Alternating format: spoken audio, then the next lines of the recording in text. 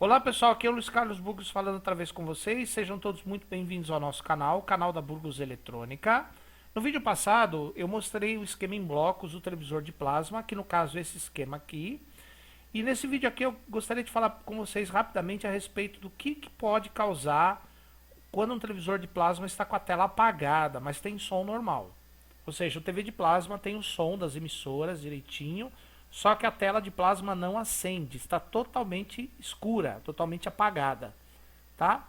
Então vamos ver quais são as causas, o que pode causar esse defeito.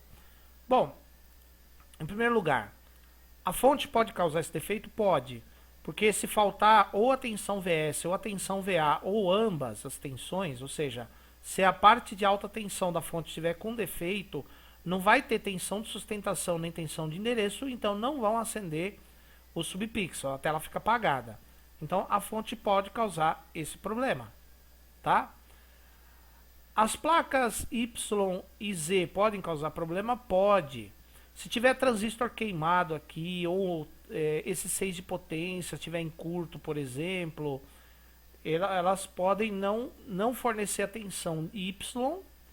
Sem a tensão Y, a tela não acende.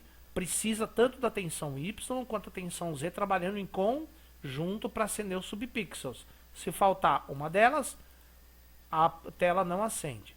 Agora, detalhe, como eu falei para vocês, tem TV que os buffers, que são esses 6 SMD de potência, estão em placas separadas, ou tem TV que elas estão na mesma placa Y, estão na placa Y sus. Então tem TV que os buffers estão junto com a placa YSUS e tem TVs que elas são separadas. Normalmente, quando uma dessas placas está com problema, principalmente aqui, ó, os drivers, pode ter causado a queima de algum transistor aqui. Ou algum transistor queimado aqui pode ter causado a queima de um desses buffers.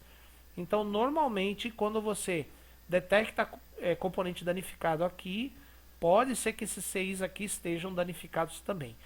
Na Burgos Eletrônica a gente tem um curso de TV de plasma lá, eu ensino como é que faz o teste aqui para saber se esses componentes SMD, se esses drivers de potência estão funcionando, estão bons ou não. Então essa placa pode ser a causa do defeito? Pode, tá?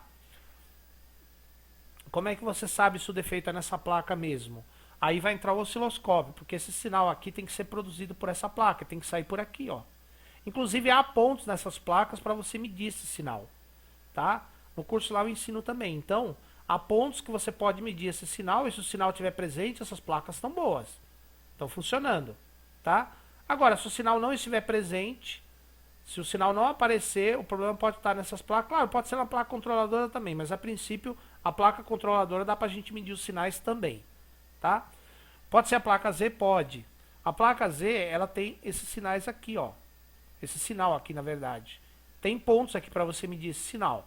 Se tiver o sinal no ponto, a placa está funcionando. Se não tiver, a placa pode estar ruim ou não recebendo informação ER sustentação ou reset, ER sustentação reset, que vem da placa controladora, tá? E por fim, a placa controladora pode ser a causa do problema também. Por quê?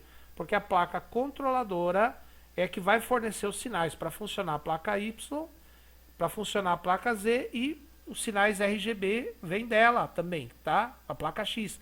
A placa X pode ser causadora do defeito? Não, a placa X é o seguinte.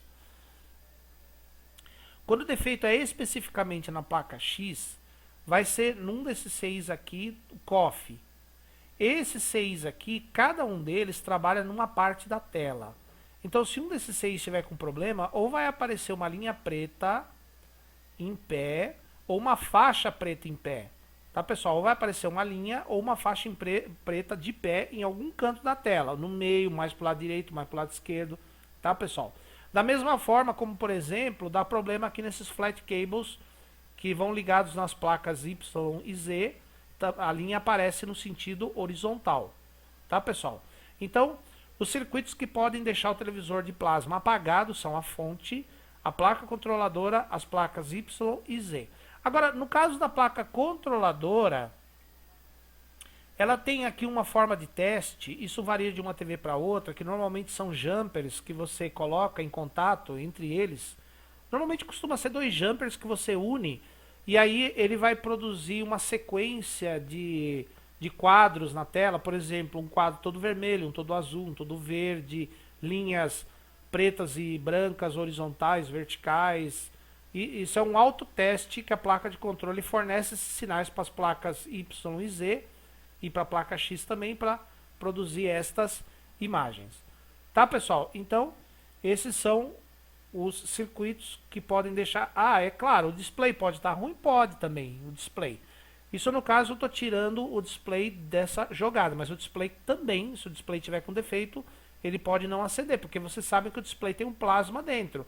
Se esse plasma sair, ou se esse gás do display saiu por algum trinco, uma falha em algum lugar lá, o display não vai acender, tá, pessoal? Então o display também pode ser causador desse defeito, tá? Mas eu estou supondo que o display esteja funcionando e a causa seja no circuito eletrônico. E no circuito eletrônico nós temos essas 4 placas, que o defeito pode estar numa delas.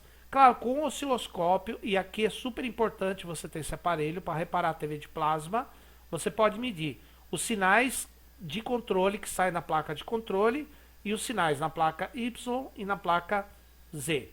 Tá, pessoal? Então, se você gostou, pode dar um like. Se você não gostou, pode dar um dislike. Inscrevam-se no canal. Sejam educados nos comentários. Ativem as notificações para receberem quando vamos ter novos vídeos. Por enquanto, meu muito obrigado e até a próxima.